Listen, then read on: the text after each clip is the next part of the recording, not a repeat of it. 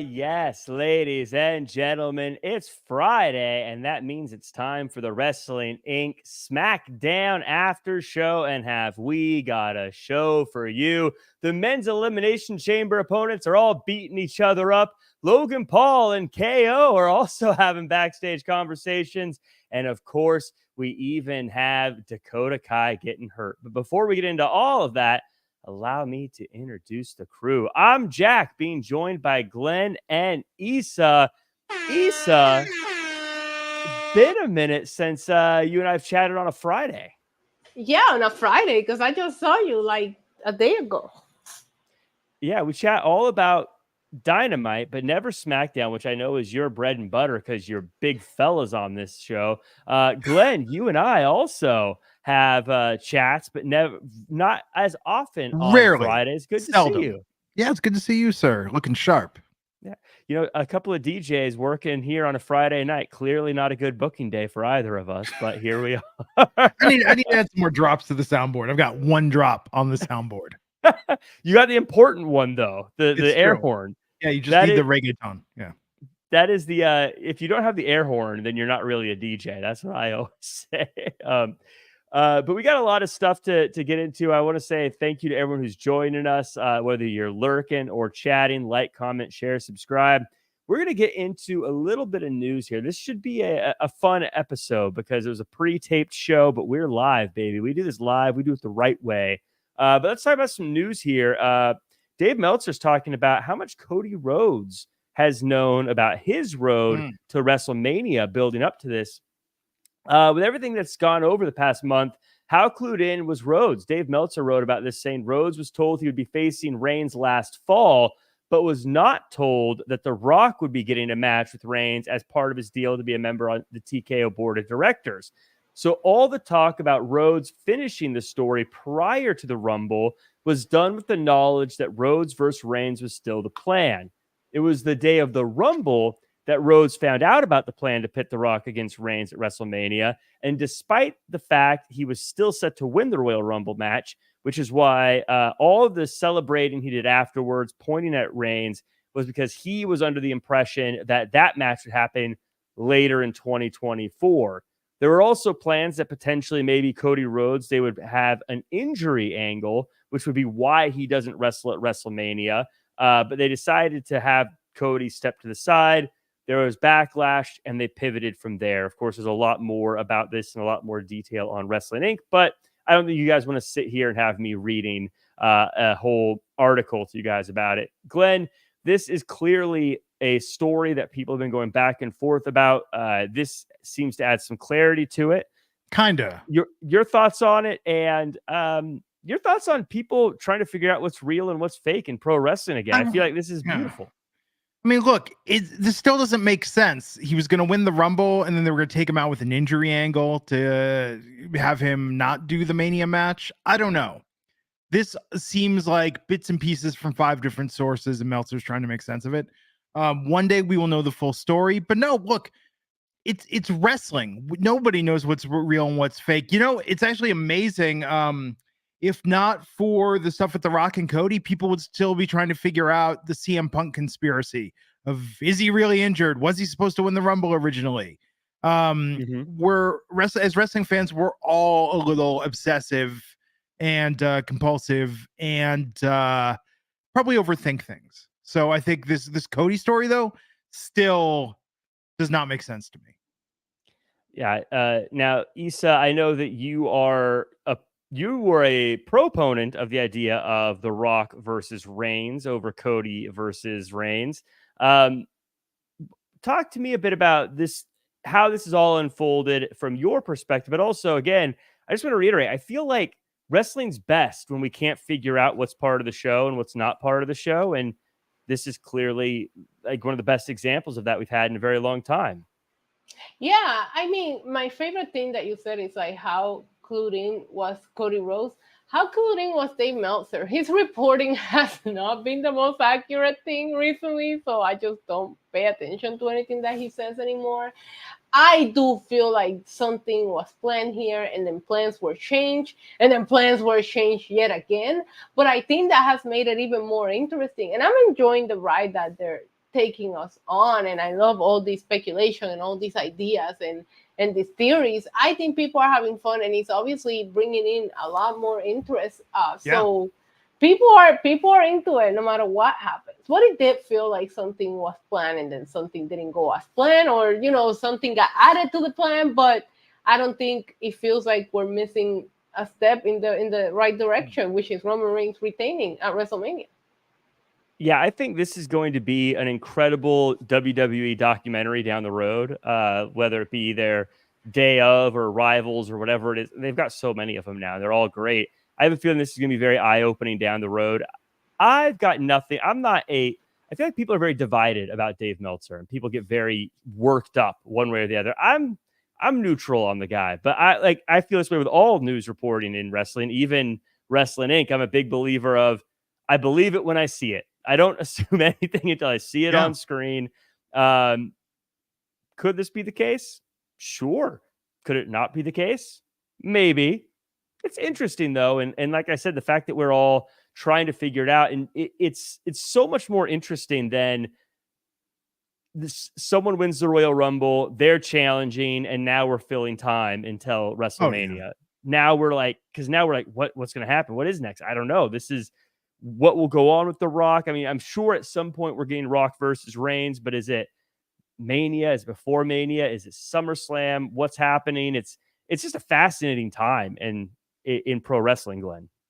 Yeah, I think the problem is we are in a very spoiler insider era, right?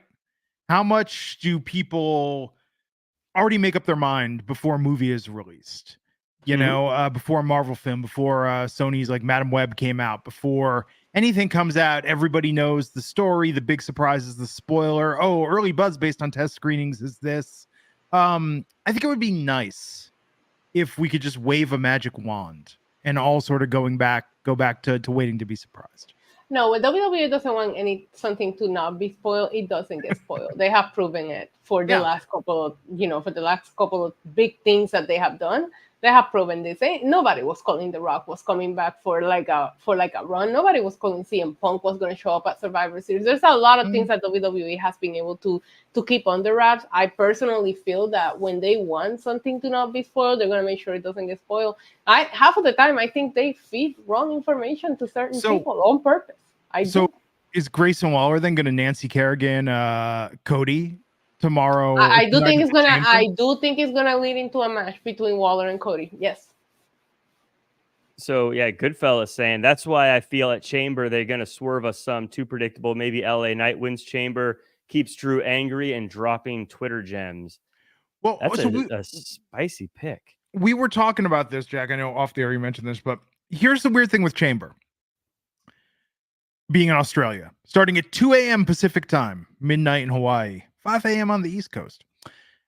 Maybe the first Saudi show, the Greatest Royal Rumble, and before that, Beast in the East. I can't think of other international shows where, in fact, even with Greatest Royal Rumble, they were like, yeah, it starts at like 8 a.m. Pacific, 11 a.m. Eastern. I can't remember them going as hard to make an international show must-see viewing for WWE fans, especially live, which does have me literally Money in the Bank a couple of months ago. That was in freaking the O2 in London. I mean, what was the start time for that, though? I don't remember, but it wasn't the normal. I think it started at like 3 for me. This is where WWE is in a great spot, though, I think, is because they have their TV rights. They have their streaming rights. They're getting paid. They could put their main event could just be two people who've never been on TV before, and they're going to get paid the same amount of money. They don't care about buys. They're in a great position. So now they're in a position where, honestly, it's less about how many people tune in live. It's less about how many people watch it right away or even watch it all. It's about getting people to buy tickets to the show. And so all you got to do is put on these matches or have a card or something that's going to show that it's going to be something you want to be at. and they've got a success on their hands. So if Cody doesn't wrestle, it doesn't matter. He's going to be there. People who haven't been able to watch pro wrestling are going to be happy. You're going to have Elimination Chamber. You're going to have Rhea Bloody Ripley there. People are going to buy a ticket. It's going to be crazy there. Wrestling Inc. contributor Flobo Boyce is there, and he's on the ground.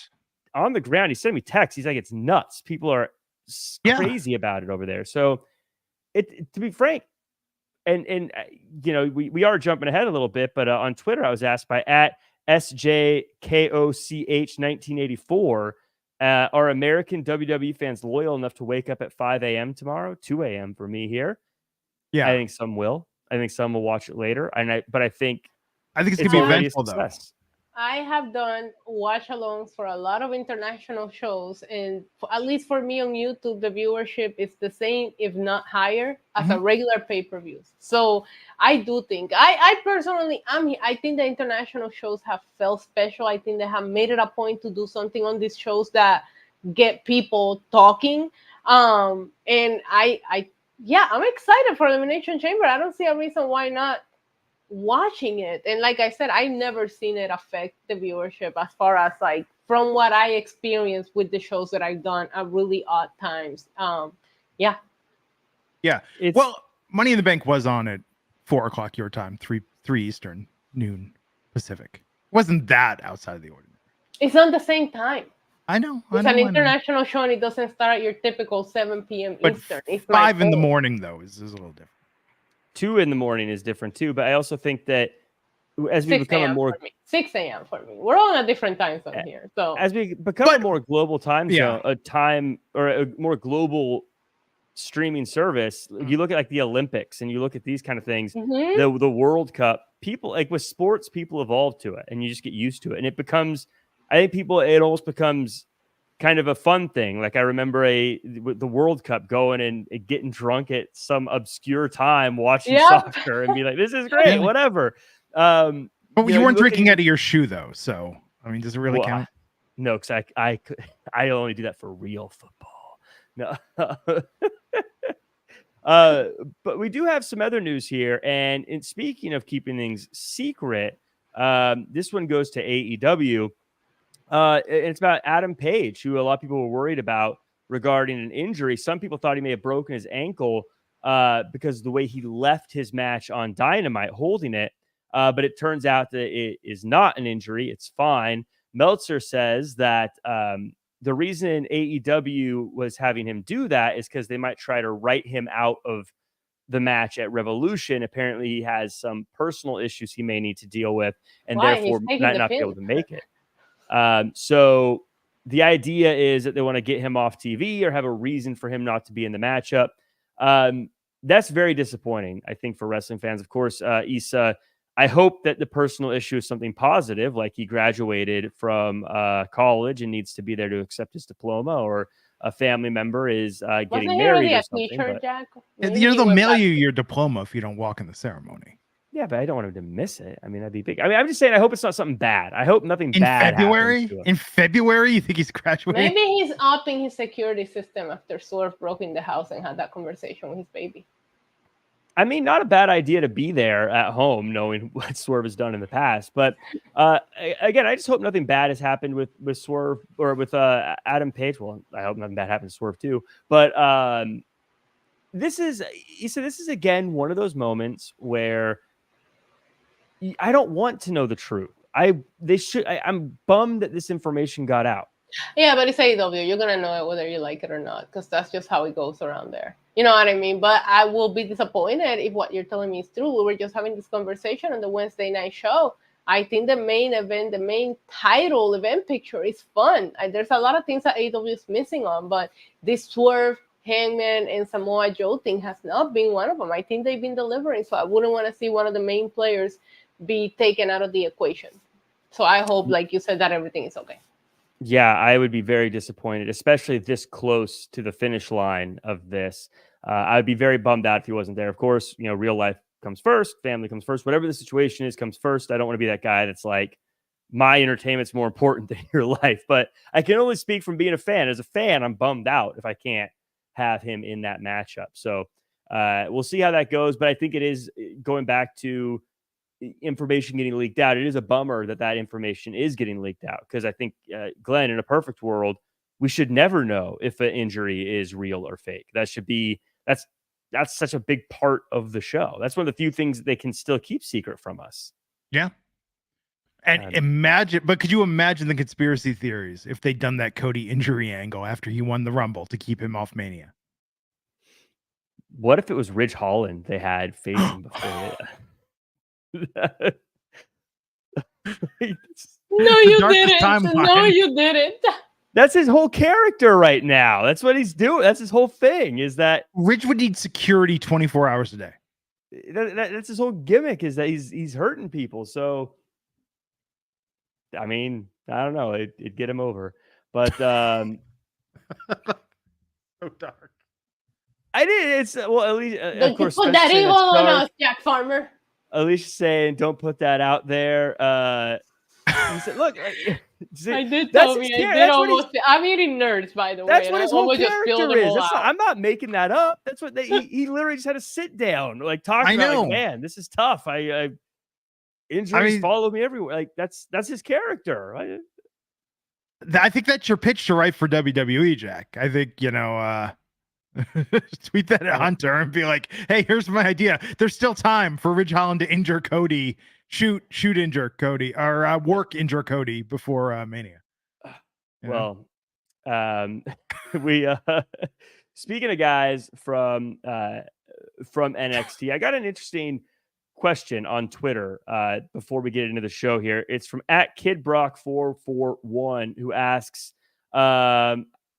these shows should be an NXT showcase show and talents not on tomorrow's card. So Issa basically, and Kid Brock sends this to me pretty much every time WWE does a show outside of the country, that the pre-taped SmackDowns are a bummer, and that they should have NXT talents who aren't traveling do a live show and allow people who don't typically see them to be on a bigger stage. Now, on paper, I can see that making sense, but also I can imagine a bunch of people tuning into SmackDown going, "What is this?" Correct. That's not how it works. That's not how it works. That's not what the network and TVs pay for. So unfortunately, yeah, it's a great idea on paper, but no, that is not what people of Fox are paying. They're not paying for NXT. They're paying for SmackDown, and it's their job to put up a SmackDown, and pre-taping it is the way to go. Then pre-tape it. I mean, this is a long trip. There's no other solution here. But that being said, if they did a hybrid, like a Worlds Collide thing, and we had, I don't know, a main roster talent versus NXT talent, that would be cool. You could even pre-tape that. I still think that would get more views. I mean, I love NXT, and we've talked about it a lot, and I think it's one of the best written weekly shows, week in and week out.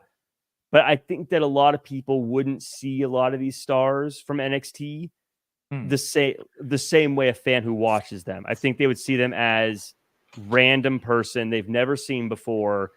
Who cares? I'm not into it.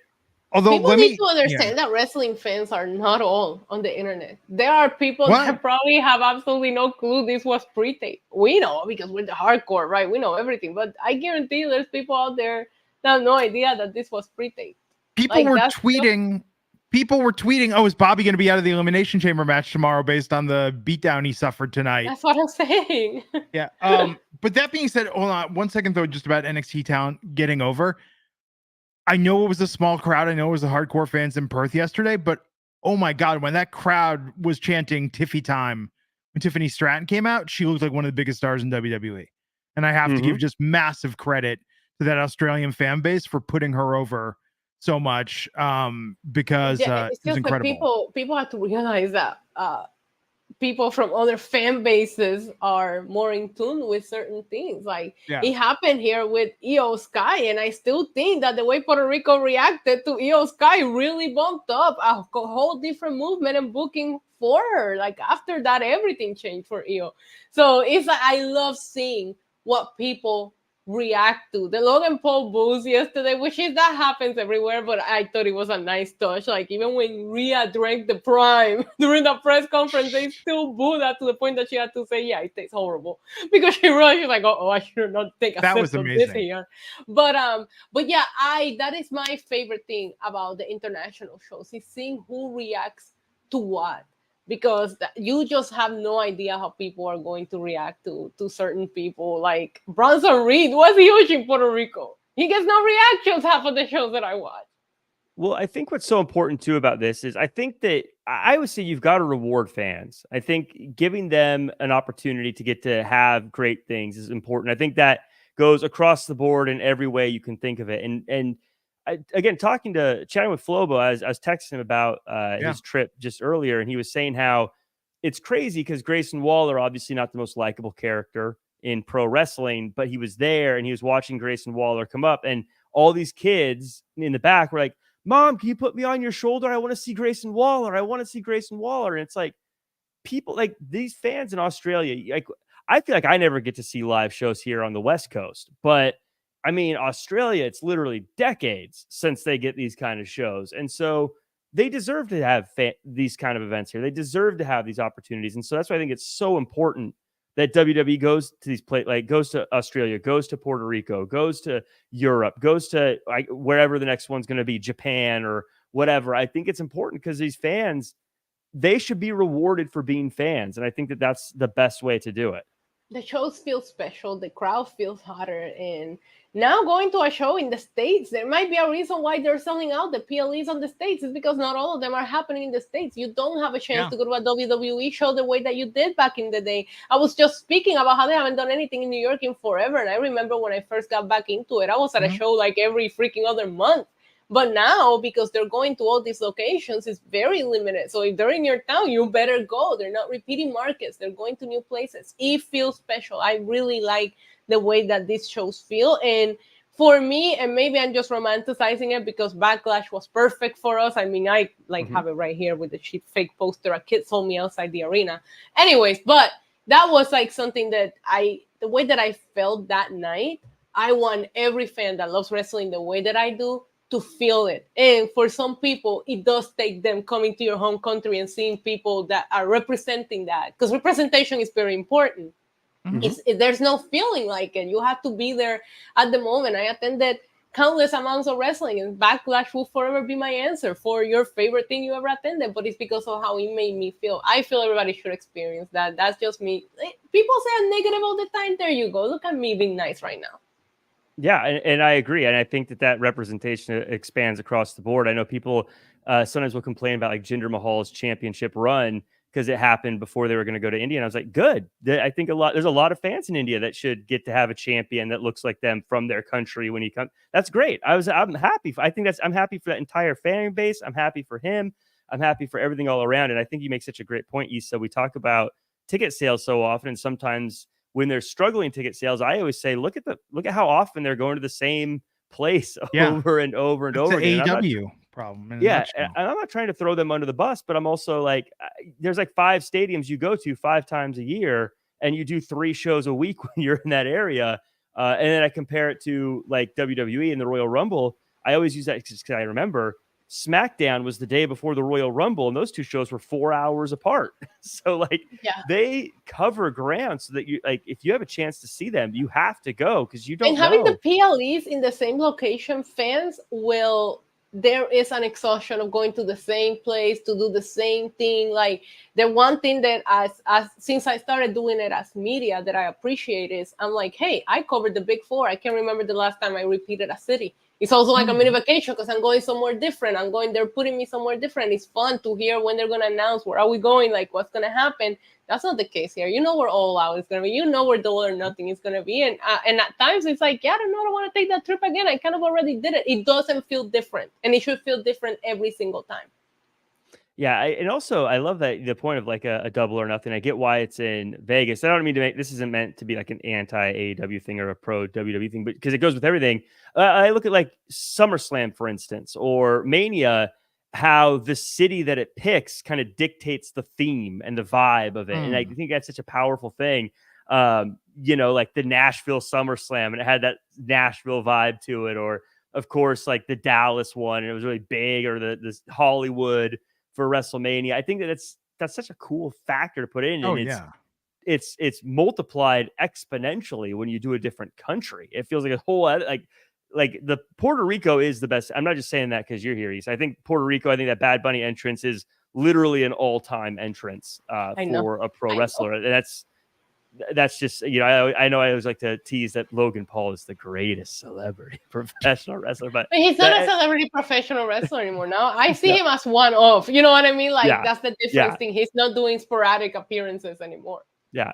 But yeah, I mean, I feel like the vibe is so important when they change to different places. And so let's get into this show. Let's talk about SmackDown. But before we do, as always, I like to say thank you to everyone who's joining us. Like, comment, share, subscribe. I want to give a shout out to all the lurkers in the chat, like Sammy Diaz hanging out, the people who maybe don't talk, but they're here. They're joining us. I also want to give a shout out to all the people who are in the chat, like Max Feldman, Danny Cochran, Tony, Blue Chew, Sergio, Daniel Barry, Drew Jr., Pepita, Jumpin', Jeff Farmer, my brother, got Troy, Jason 5, Alicia A, Eric Douglas, Joycey, Tommy O, Ricky Zaldivar, Killer of Demons, and Cameraman Live, Spencer Webb, Joe C. Lurkin, King Kia, Angie, Keith George, and stalking you with the iconic little doggy emoji. Stalking you, fun, just a little side thing here. I fostered 2 dogs for the past few weeks, and for people who don't know what fostering is, it's where they're basically waiting to get rescued. Instead of sitting in the pound, you let them stay at your place for a couple weeks. The cutest little puppies. Got to keep them for 2 weeks. They both got adopted. They both found their forever homes. I just want to know. I will have 100 dogs if I started fostering. I volunteer as shelters and all that, but I don't think that I could foster because I will keep all of them. I'll be honest, today they took the last one. It was the second one. It was kind of hard, but you have to you just kind of mentally get into I'm saving this dog for someone else, you know? Right. And then of course the greatest thing about fostering is if I want another puppy, I just go, give me a free puppy for 2 weeks. It's like a free rental. I like and they're always puppies. You never have to worry about, anything else. Yeah, the place I go, Wags and Walks here in LA, they let you pick whichever one you want. So if you're like, I just want an old quiet dog, you just get the old quiet dog that's there. If you want the puppy, then you get it's like you're leasing a car. You're leasing dogs. But it's free. It's great. They gave me the food. They gave me beds for them to sleep on. They gave me crate. They gave me everything. I just took it, played with dogs for 2 weeks, and that's here. I get you. So I want to do the opposite. If I can emotionally reconcile, you want to give away dogs? No. I want to do the opposite, and I want to adopt senior cats because there's such a hard time adopting senior cats. But it's kind of the opposite. It was like I want to give them the best final year or 2 of their lives. But I know emotionally it's going to be very rough, but I think that there's a real need for that. So I'm trying to see if I can prepare myself to do that. This is the best conversation ever. Yeah. That was actually the thing that helped me get through moving on from these 2 puppies is I have an older cat. My older cat, not a fan of the puppies. Yeah. Not a fan. Not at all. 5 cats. They're not, most of them aren't fans of each other. No, my cat's not really a fan of much. But, sounds like my dog. Another reason why I probably couldn't foster. Roman would just kill whatever I have walking through that door. Everyone, it was a pre-tape show tonight. This is more interesting. Now, we got stuff to talk about. Jack takes notes. Now, I want to let people behind the scenes of the Wrestling Inc. podcast here a little bit. The first time I did this podcast back in 2016, I remember texting at the time Raj Giri, and I'm like, so do we have a spreadsheet where we take notes of what happens? And he's like, dude, there's a recap on the site. Just use the recap on the site to follow along with and give your opinion. I was like, oh, Jack Farmer takes notes, people.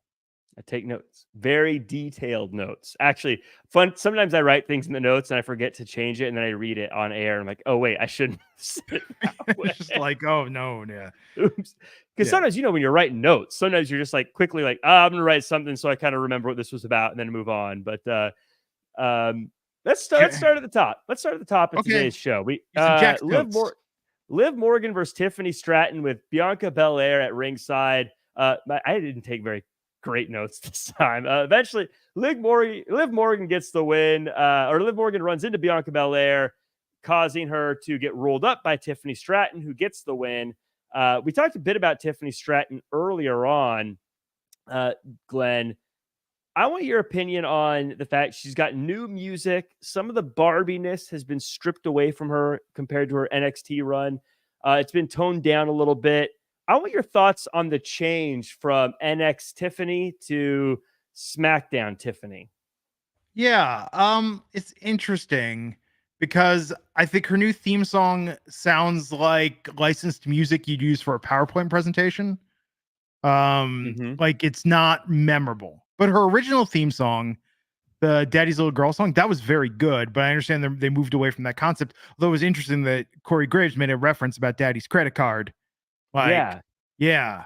I think that they're still figuring out her character. I think she's great in the ring. I think this was a good match for her tonight.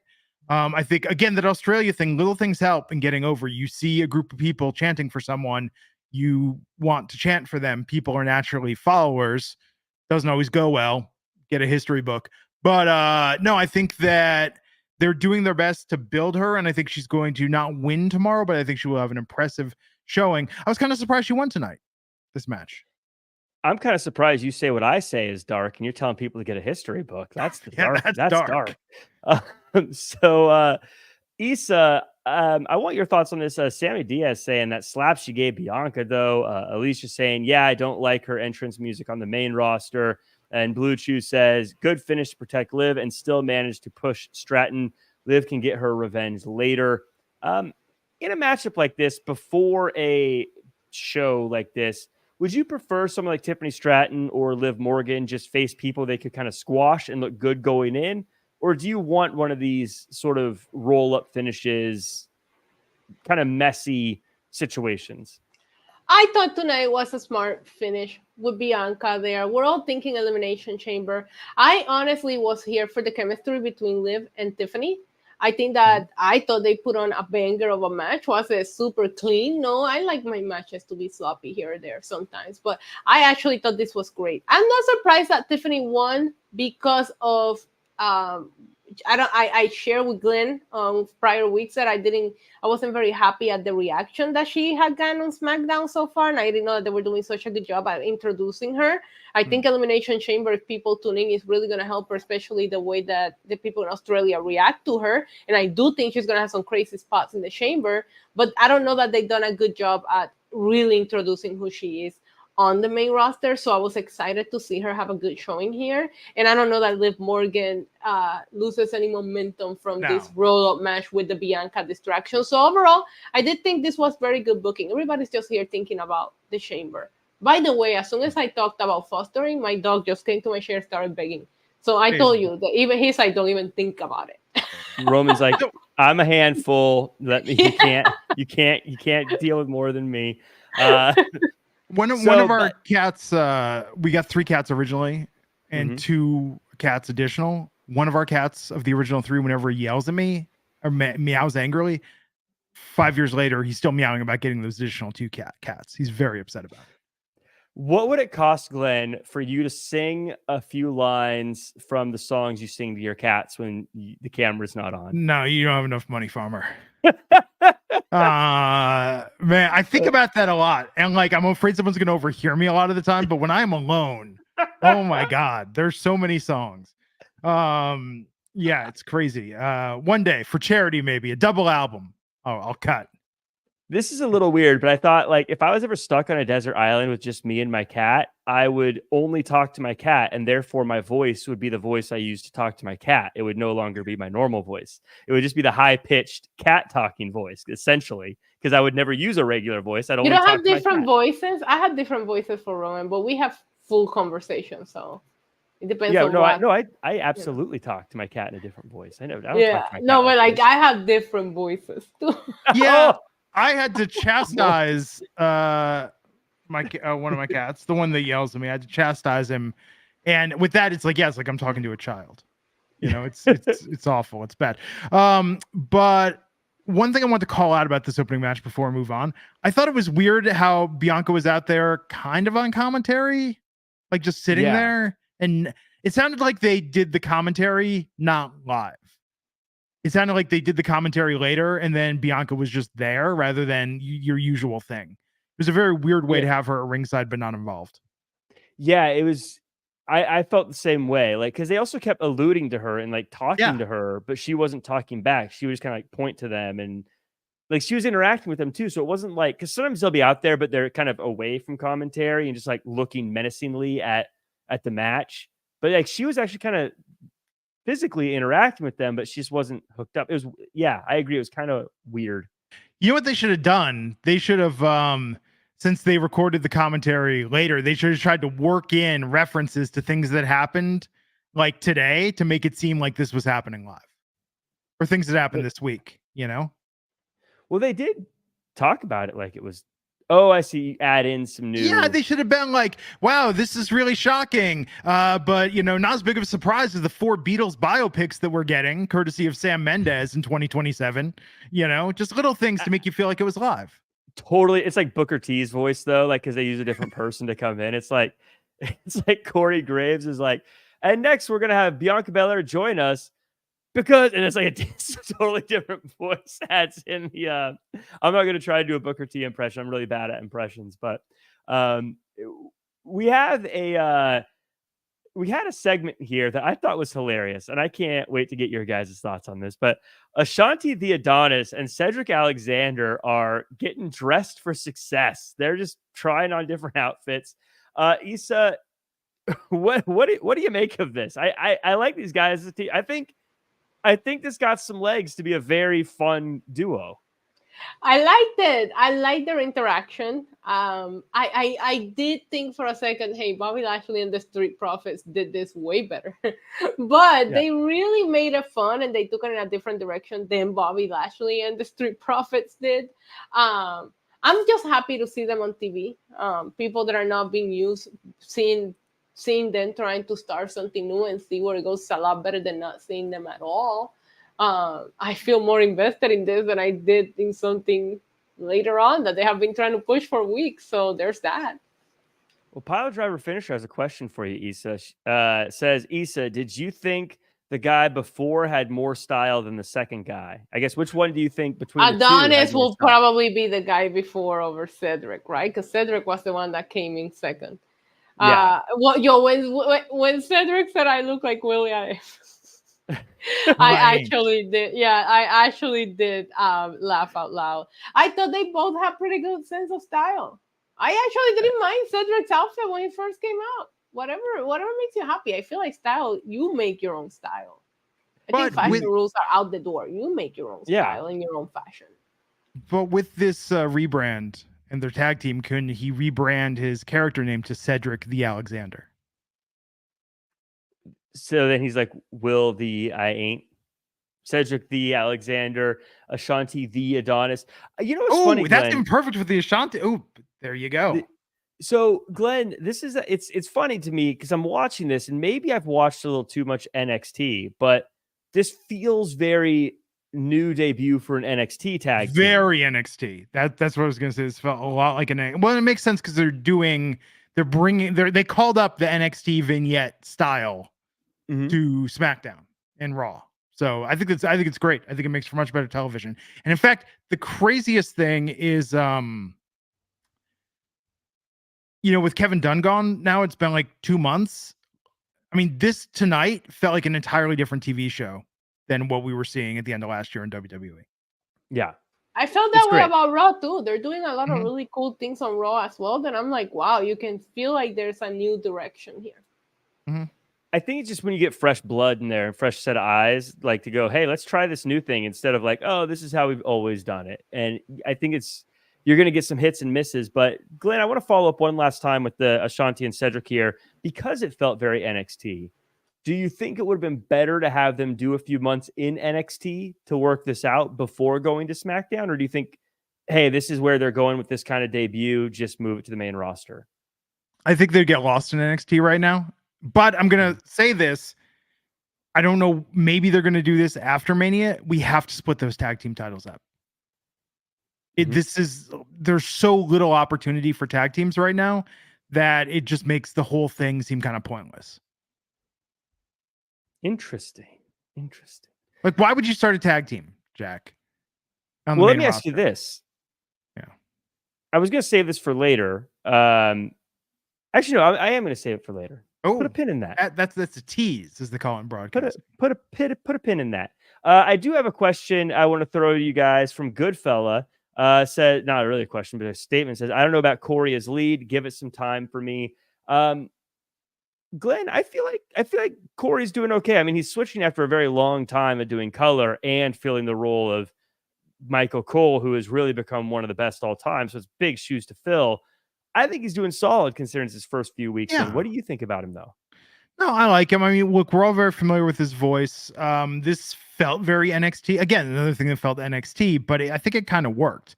Cole, though, is so polished, but almost to the point where sometimes he sounds like self-parody. Mm-hmm. You know what I mean? Like, you hear his voice, and I mean, I hate to say this, it's like, it's so comforting and recognize that you almost tune it out. That's the danger after a while. Yeah. You know? Yeah. What about you, Issa? Do you like Graves as a play-by-play, or do you think he should stick to color? I've always liked Corey Graves. I don't mind him in this role. I did notice that maybe until we get used to it, they do a lot more of the guest commentator from a wrestler or whatever on SmackDown that they do on Raw. So I do think that maybe they're doing that until we get fully used to it. But I don't mind him. I never have. I think he's cool, and I want everybody to sound different and add their own flair to their commentary. I don't want everybody to sound like Michael Cole, and nobody's gonna sound like Michael Cole. Like, people, I'm glad people are finally coming around to Michael Cole, giving his flowers. He's one of the greatest of all time, and it is hard to go from that to Corey Graves. But I think Corey Graves will get there. It's just a matter of getting used to it.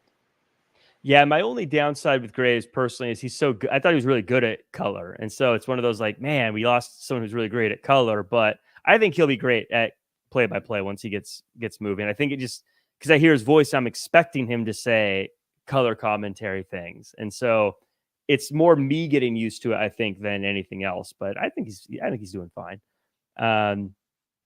We have a little bit of a tease. Speaking of teases, Issa, I'm going to throw this one to you. Roman Reigns wants to talk to Grayson Waller. He gets the guy in his locker room and then just says, hey, this is for your ears only. We don't get to hear what it is. Ooh. You know Roman better than anybody. I think even better than Paul Heyman. What did Roman say to Grayson Waller? Give us the inside scoop. First of all, you didn't describe that segment properly. You should start with our tribal chief, the head of the table, Roman Reigns, was backstage looking as handsome as ever. Fresh haircut, the beard was trimmed, hair pulled back, calm demeanor, right? The first thing they discussed was the play that happened on Monday Night Raw. And I love discussing that. And I actually love how he played Jimmy here, because he's like, who sent you to Raw? And you can see Jimmy freaking out like, wait, did I do something I wasn't supposed to? I absolutely love the back and forth between them before we got to the Grayson Waller thing. But obviously, yeah, he tried to tell Jimmy, I made the call. Paul told you to go to Raw because I told him to go to Raw. And then obviously we get to the Grayson Waller thing. I love this because they have really tried to make this Grayson Waller effect feel like it's going to be a big deal. And Grayson Waller, he's slimy, right? So with the right offer or the most interesting thing, he's gonna go for it. Roman Reigns is gonna tell Grayson Waller to try to take out Cody Rhodes, and that's what Grayson Waller will try to do tomorrow. Exclusive. Well, Glenn, Issa makes some good points. During this segment, backstage, Roman Reigns was sitting handsome as ever, new haircut, fresh beard, hair pulled back. What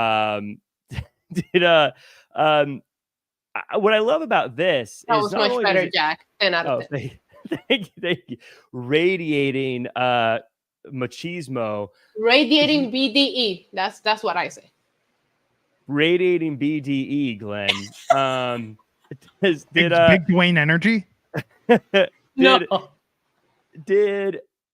want to know your thoughts on this, but also I guess I love the fact that everyone in Roman's camp still looks like just as awesome as ever, but now without changing Grayson Waller's character at all, he also feels like a bigger deal. Yeah. No, look, Grayson Waller is having the best week he's had on the main roster right now. He did a fantastic job at that press conference. It's actually crazy he's not wrestling tomorrow. I do wonder if that turns into a match. Oh, he is wrestling tomorrow. He will wrestle Cody Rhodes. Yeah. Does he go over Cody Rhodes in Australia? No. He's gonna get crushed. Glenn, relax. It's not that big. Hey, they gave Indy something on the pre-show, like Glenn, are you surprised there's not more of the Aussies being used in Australia, like Bronson Reed? Where's Bronson Reed? That's the one I want, But yeah, Bronson's not there. I mean, Indy is now there as part of the pre-show. Are you kind of surprised that they didn't use more of that? Aussie it up more. Are they gonna get Paul Hogan to come out tomorrow? Because that would be dope. Sorry, I'm old. Jack doesn't know who Paul Hogan is. It'd be great if they said, like, you guys, it's the star Hogan, and then it's Paul Hogan, Crocodile Dundee himself, coming out to host. That would be incredible tomorrow. He should absolutely do the voiceover. Yeah, he should do the voiceover intro. Got Goodfellas saying Iconics have to pop out, right? Emma was stoked when they announced this, and she got released later the same day that this was announced. So yeah, I'm kind of surprised they don't have more of the Aussie influence on there, but we did have, we talked earlier about NXT being on, and we kind of got an NXT match. Braun Breaker versus Dante Chen, dominant win by Braun Breaker. Glenn, is this the right way to debut a Braun Breaker? Some people are like, hey, you need to have him debut in the main event in a big way. Some people say you got him squashing people. Some people got I can imagine someone saying no one knows who Dante Chen is. You got to have him beat someone who matters. Sure. With all no disrespect to Dante Chen, but we just talked about how people don't know who NXT people are on the main roster. Was this the right way to have him have his first match? This felt like the quietest possible debut match they could have for Braun Breaker, short of putting him on main event. Really? Hot take. Spicy hot take. Because they made this huge deal. What brand's he going to sign with? They brought him out. They had that weird thing with Adam Pearce last week to bring him out in front of the crowd. Like, this should have felt bigger. It wasn't a bad match. And the commentary put him over. It's just that, like, this is a pre-tape show. Numbers are going to be down. He was just sort of tossed on the card tonight. I thought they could have done a little more. Issa, I do think there's enough single stars to have him at least debut against somebody in the SmackDown roster. Yes. That can take. And I like Dante Chen. Just to be clear. Yeah. Issa, so yeah, Braun Breaker came out looking handsome as ever, fresh haircut. No, just relax. Clean beard. Roman. But speaking of Roman, this is my question. Very bold move to win with a spear on Roman Reigns' TV show by Braun Breaker. Everybody in the Roman Reigns TV show want to be like Roman. Even Monday night, you have Jey Uso. There's so many B+ spears going around. Braun Breaker, Bobby Lashley, Jey Uso. Threshold over on Dynamite, but they're not the spear that keeps a championship for 1,200 and something days and counting. Okay, we all know who has the best spear in the business. Goldberg. It's Roman Reigns. It might not be. Never mind. Issa, Alicia has a point here, and we've talked about this on Wednesdays quite a bit. She says they should have done a video package to show who Braun is to those who don't know. Is that a fair criticism? You know what bothers me? That he just completely got rid of his NXT Tag Team Championship. We saw him with it one time backstage since it's been on SmackDown, and now nothing. Not only do we not get a video package, you're not even aware that he's a current champion somewhere. Well, they mentioned it briefly. Apparently. I mean, no, but to Issa's point, yeah, he should be wearing it. You would think because it would also sell the tune into NXT. He's a champion over there. It makes him look great. You want to see more? It does kind of feel like when you kind of hang out with new friends and you're sort of embarrassed about something that you're like that you do with your other friends, and so you hide it and you don't want anyone to see. Like, he's like, Oh yeah. I guess I'm a tag team champion over there, but whatever. I'm just gonna hide that. Let's not talk about Might be smart. We all know Baron Corbin and Roman Reigns have some history. He doesn't want to be asked who's your tag team partner, Let's leave Baron Corbin out of SmackDown. yeah. Who's your partner? Baron Corbin. Who? The guy that beat you? The last guy to beat you? Baron Corbin. The guy who was broke for like a year? The guy that threw dog food all over Roman Reigns? Yeah, that one. The constable? That guy? The constable. So yeah, LWO, Elektra Lopez says that they're making bad choices and then they get beat up. And Santos says he blames them for Who did they get beat up by, Jack? By Angel and Humberto, the better LWO. Los Lobos Locos, Jack. They lost the scars. They've been cured. No. Oh God, you know they're werewolves. They're totally werewolves. In fact, isn't it a full moon tonight? Yeah. Well, it depends. Remember, the werewolf thing, I don't know what time zone they will transform. Okay. But we gotta be also, this is pre-recorded, so it wasn't. Okay, well, technically, I think it's Saturday night. Oh, there's Saturday night Australia. Okay. Yeah. Rhea tweeted a little bit ago. No, she said today's the day. So I think when Rhea sent out that tweet, it's still daytime, so we don't have to worry. They might go we might see this transformation live, Glenn. Yo, because get this, Elimination Chamber starts at 8 p.m. Australia time. Are they even there? Well, maybe they're in hiding. Maybe they're in straight jackets. Bring a werewolf onto a plane. Because Australia time, 10 p.m. tomorrow night. 10 p.m. Saturday, Australia time, the full moon comes out. Yeah. I don't know. I'm just saying. They're werewolves, Jack. I just want to make sure that we don't want to go through what we go through with Flobo with you. So as long as you understand what we're saying to you. I think they cured themselves. I think no, they didn't. There's no curing werewolf. A silver bullet. Please tell me, how do you cure yourself from werewolf? Someone in the chat, look up how to cure werewolfism. And there isn't a way to cure it, Jack. Driver, they're on a boat so they don't escape. Oh, maybe they brought them for the pirates. I imagine they're in a wooden crate, and then as the moon comes out, you see the crate shaking, and then no, they can have them fight the pirates that stole the materials. The werewolves. Werewolves. Who will win? Werewolves or pirates? I would like to pirates. See that. I want to watch that movie. Werewolves versus pirates. Yeah, werewolf pirates. Yeah. Danny Cocker says they could travel on a plane if they're emotional support werewolves. That's true. Oh, yeah, but you gotta get paperwork for that. They are Santos's emotional support werewolves. I would love to have an emotional support werewolf. Where do I get one? That's the title of this episode: Emotional Support Werewolves. Could you imagine? Like it's like during the day, and Santos is like, "I'm just really bummed out," and like Human Angel's like, "It's okay, buddy." He's like, "It doesn't work when you're human." It doesn't work. It like shakes him off. Get off me. It only works when you're a dog. Remember the horrible job they did with the emotional support werewolves in Twilight, where they would talk with their brains, but they would just put the CGI dog on there and you will hear the voices. Like, I would love to see a segment like that. I actually never saw Twilight.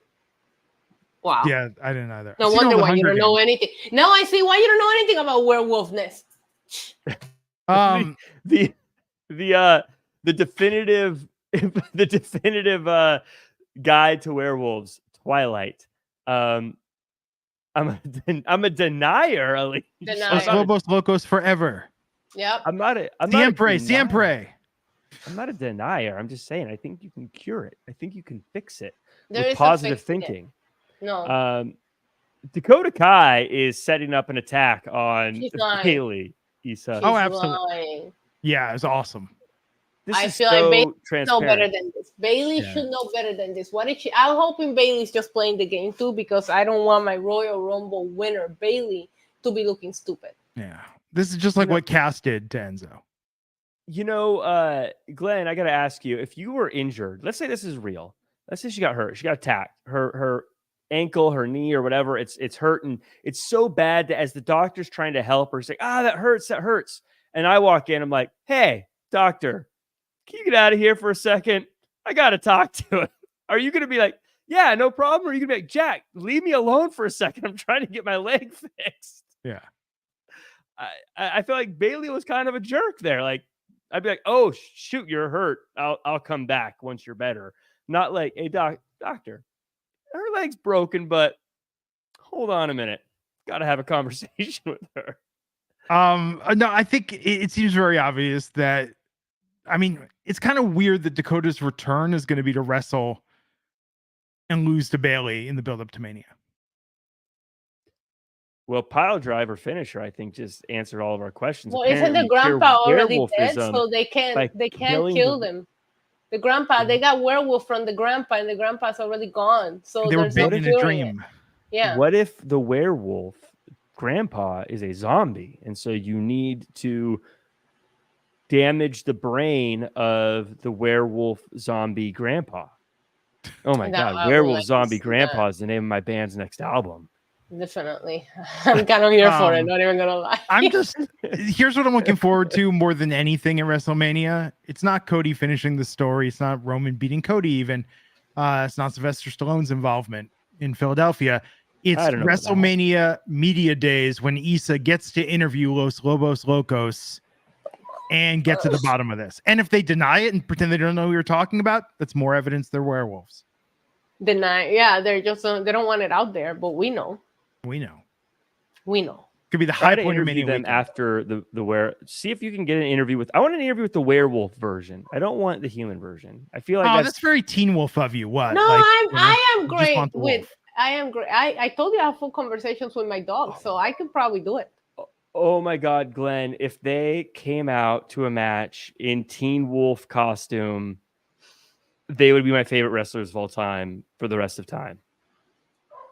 Like the same kind of exact like so like Daniel Bryan with the beard, basically.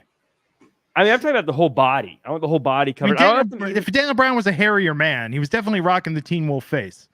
I want them in basketball trunks and a tank top. McDonough and Dom got beat by Tyler Bate and Pete Dunne, who are so losing tomorrow. Yeah, they are, but this was a banger. Great match. I love this match. Fantastic match. It was so much fun. Yeah, shouldn't it be considered like attempted murder when JD McDonough headbutts someone? His head is a lethal weapon. He has to register. Yeah. He has to count as his check-on luggage when he flies. No. I have a big head, so I feel like I can make fun of JD McDonough's head. Put your luggage in the overhead compartment. There's no room over my head. Come on. No. Oh my God. This Glenn. He doesn't fly Spirit because Spirit charges you like $60 for a carry-on. You have to pay for his head. Enough. The plane's kind of crooked the whole time it's flying because the head's on. And what's the name of the Bate and Dunn team? I think it's just no catch quality quarter. That's why that's a different team. No, but it's like quality similar to it. It's like a quarter pounder cheeseburger. Like I don't know the name of this thing. Oh, are they pretty strong? They have a name. They have a name. No. They got a new name, and he's so. Yeah, you wish it was British in the strong chat, style. Please, guys. New Catch Republic is what it is. Okay, that's what I said. No, it is not New Catch Republic. It is. So that sounds like where preteens shop for T-shirts that are trendy. Mm-hmm. It replaced Hot Topic, the New Catch Republic. Glenn, I was going to ask you this question earlier. Because we're talking about splitting the tag team titles. Who challenges for? I don't care who the champions are going in. Who is challenging for the tag team titles at WrestleMania? Miz and R-Truth. No, R-Truth is in Austria. No, at WrestleMania. I know he's gonna show up at the front city too. Really it's gonna be the Justify Judgment Testament. I'm kidding. The final test. That'd be insane. I think it's going to be AOP personally, but yeah. I mean, I guess because we say we need to split the titles up, but I don't really know. There is some tag teams right now that feel like they're on the. It would be a huge WrestleMania moment if Judgment Day welcomes R-Truth and they all beat up the Miz, and it ends with R-Truth and Judgment Day. I don't want to see this carry on. Or R-Truth beats up Judgment Day and becomes tag team champion. It's a great Mania moment. I think Damian Priest is cashing in at WrestleMania. On who? On Seth Rollins. Okay. Yeah. That he's gonna get a taste of his own medicine.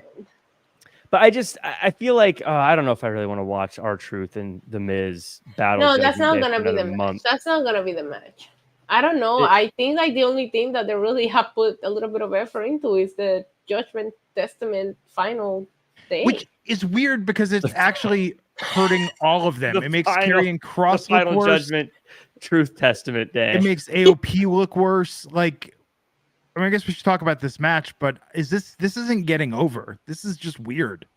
Yeah, if for the people that didn't watch, JD and Dominic against the New Cash Republic, a banger of a match, but it was just to put over at the end. Damian Priest and Finn Balor came out and they stare at each other. So this the New Catch Republic looks so dominant because they're losing tomorrow. No, they did. Like my favorite thing is that when Finn and Priest got to the ring, they like got out and kept beating up JD and Dominic, and I'm like, yeah, okay, that makes you look really strong right now, you know. But that was that match. But there was a match between the Street Profits and the Judgment Final Day. And what is their name? I'm sorry. The Final Testament. The Final Testament. The Final Testament. In the Bible, there was the Old Testament, then there was the New Testament. This is the Final Testament. Ooh. If it's like how I save my files, there will be a Final Testament, and then a Final Testament (1), and then Final Testament draft. Yeah. No, but okay, so and I thought because Angelo Dawkins looked amazing here. Like usually you see Montez get all of these highlight crazy spots, but I could not take my eyes off of Angelo Dawkins, and also because he ripped his gear. I don't know if you guys caught that, but that's tragic. I'm sure Bianca will fix it. However, Angelo Dawkins was showing off, and I was like, oh my god, the Street Profits are gonna win here, but they didn't. And of course it turned into a little bit of a cluster. We saw Brie fighting I forgot her name. Scarlett outside. Karrion Kross and that man bun was fighting Bobby Lashley on the outside. But ultimately, the Final Testament and my dog and his dog toy. Sorry. The Final got some opinions about Final Testament. Yeah, they got the win, and I'm just like, they're really gonna do this, aren't they? Yeah, Glenn, I feel like I actually think that that Bate and Dunn are going to win the tag team titles. I think it's going to be them versus AOP at WrestleMania. That's my prediction. But this whole thing to me, AOP or the Final Testament versus the Lashley and the Street Profits, it's just I've never really got it. Like I get the picture. I get like if you're drawing up a team and you're like, hey, this is our idea of what this team's going to look like. Karrion Kross, these two big guys as his henchmen.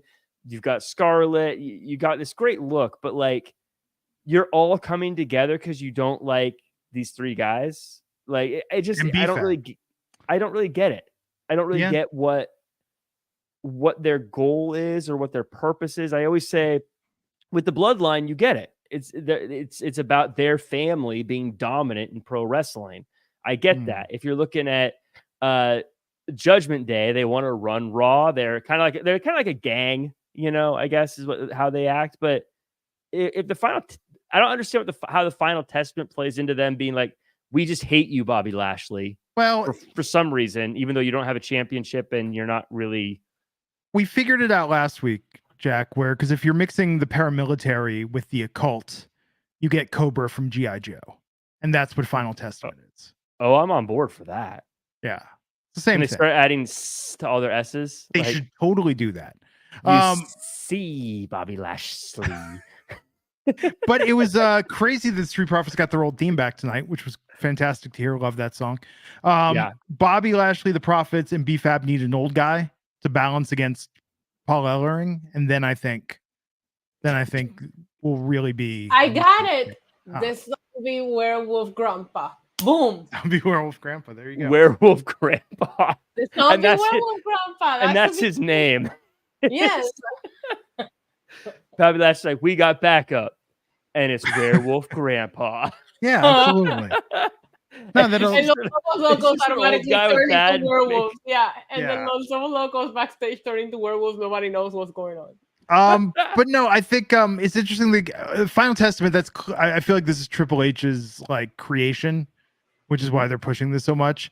Carrying Cross in NXT was great on the main roster. It hasn't really clicked yet. I don't know if this is working. The man It bun. hasn't clicked for you since he let his hair grow. Keep it It's real, really though. what it is. It's really what it is. I know.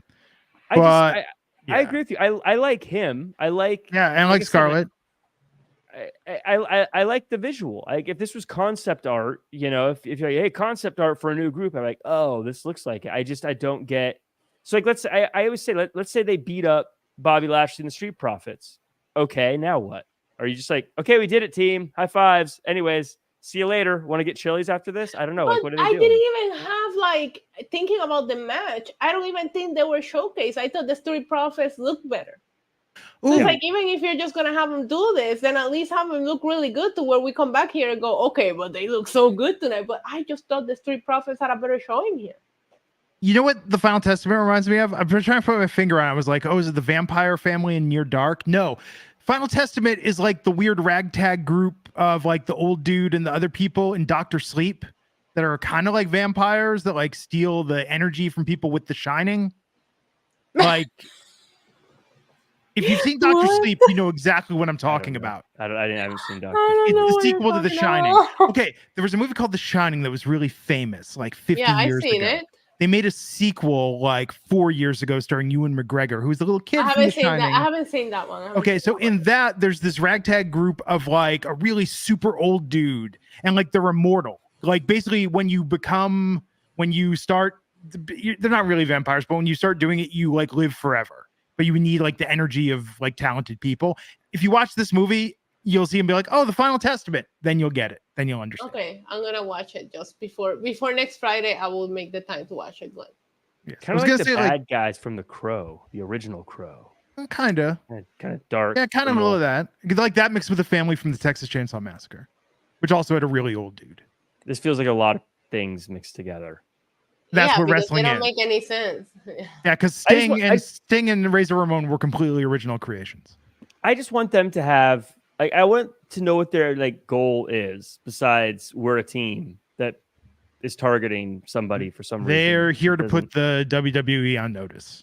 That's the goal of every faction and every wrestler in WWE. What are you here to do? Send a message. What's that message? You're on notice. I don't know. We got Drew McIntyre versus LA Knight. Logan Paul and Kevin Owens are on commentary. That was great. It all breaks down. Drew McIntyre, though, line of the night when he went to Bobby Lashley backstage and is like, I prayed for this. Oh my God, he has got to stop doing that. He pops me every time. That would be amazing if his character now is he just walks around carrying a Bible. No, we don't want to go into Final Testament territory, Glenn. Well, no, but with the praying thing, that would be amazing. His I prayed for this is starting to, not quite there yet, but starting to move into Christian talking about dead parents territory, where you like, he comes into a room and you're kind of waiting for it. Like, how is he going to get this bad situation to tune into I pray for this. Healing it right now. And he got rid of the sword. Now, if we could just get rid of the stupid freaking countdown. He should not be counting down for the Claymore anymore. It's not kill. You're alerting your opponent. Anyways, but the whole point is he pops me. And I love that you compare it to that because it's dark, but you pop every time he says it. And that reminds me of Christian. It's like, why am I like sitting here smiling at that thing? Like, I shouldn't be doing this, you know? But Drew McIntyre is on a different level. And I've been speaking about it a lot. And I know a lot of people have, like, it's thought-provoking because I said that he's had a lot more character development than Cody Rhodes. Cody Rhodes is the same guy he was when he showed up back to fight Seth Rollins as the surprise opponent. It's the same thing. Nothing has changed about him.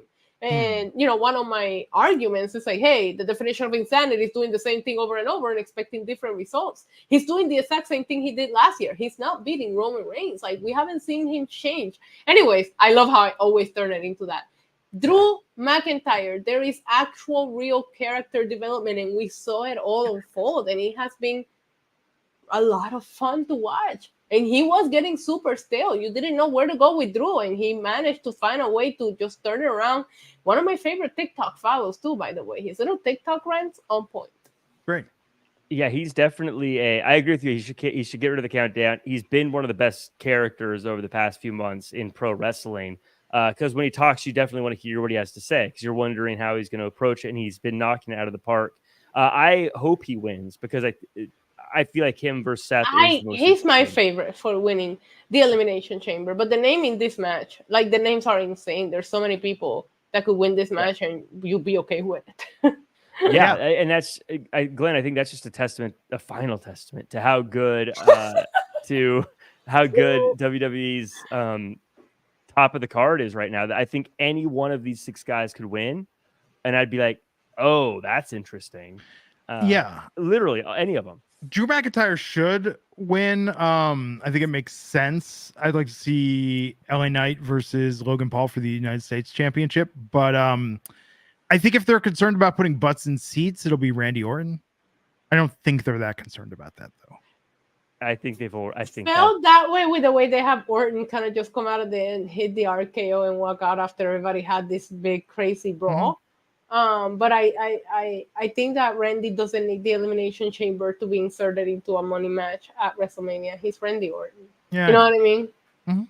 Yeah, you can be good. Put Randy Orton against anybody, and you're like, okay. Like, I feel like they don't even need a story with him. He's one of those few guys that you could just be like, Randy Orton's going to face Lashley. However, do I want to see Drew and Seth again? We've seen it a million times. But true. Again, this is a whole different version of Drew McIntyre. But we have seen Drew versus Seth a lot. So I'm trying to think of, like, Randy hasn't really been around for a while.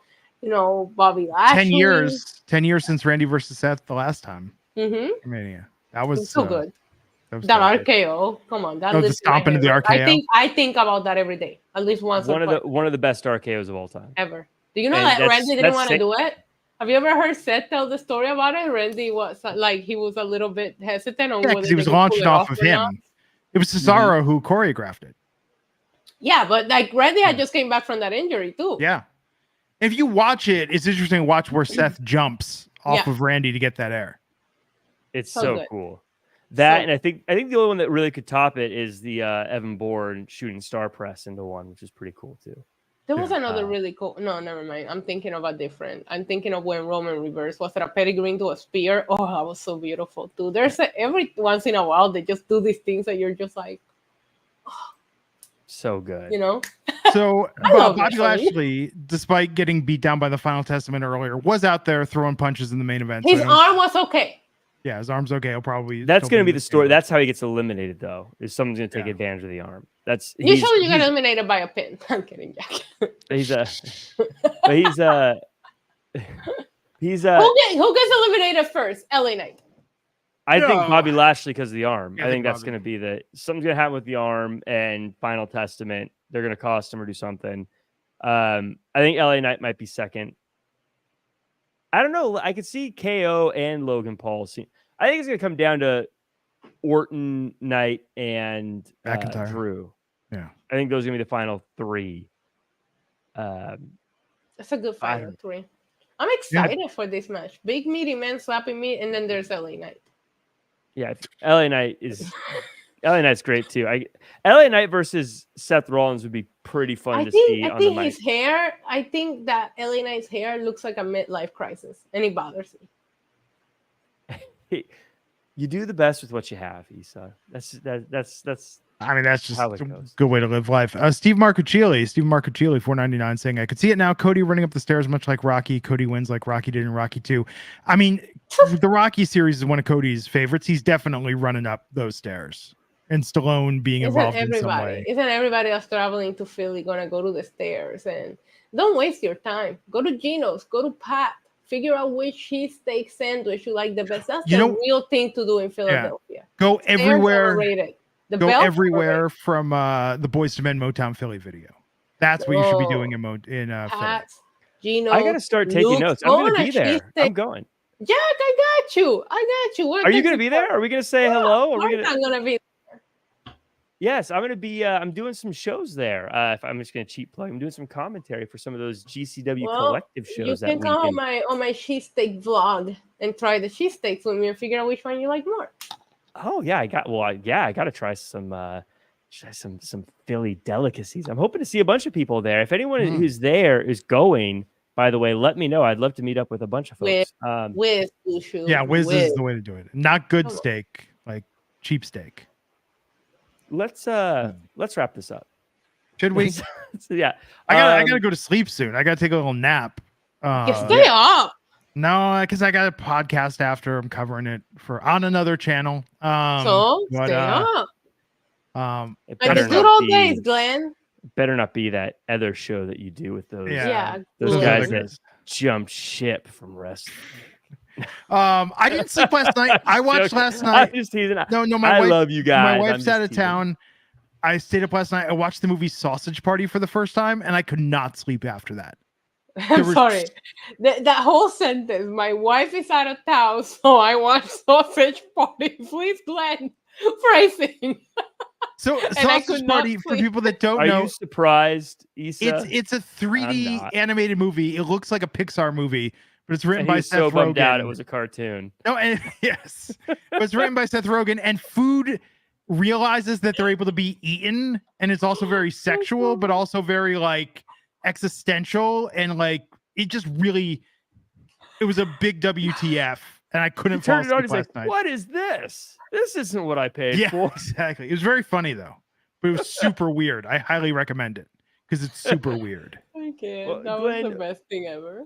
Let me know any final thoughts for this week, and where can we find you online, and where can they find your post Elimination Chamber review? Because I don't think we're doing one for. No, I know. So I'm at So you Glenn might as well promote Rubenstien. your other one. Yeah, Gigantic Pop. We're doing it 8 a.m. Pacific, 11 a.m. Eastern. So check that out. But yeah, everybody try and rest a little bit before you watch this tonight, because I think it's gonna be long. Don't be Pre-show's at babies. 1 a.m. Stay up all night. It's gonna be big. It's gonna be a Party big hard.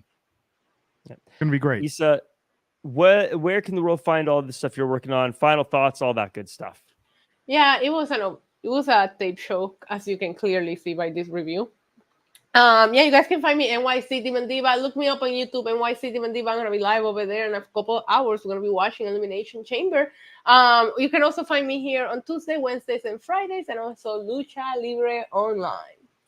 Lots of good stuff from both of these two. As much as I like to poke fun at Gigantic Pop, great stuff over there, you guys.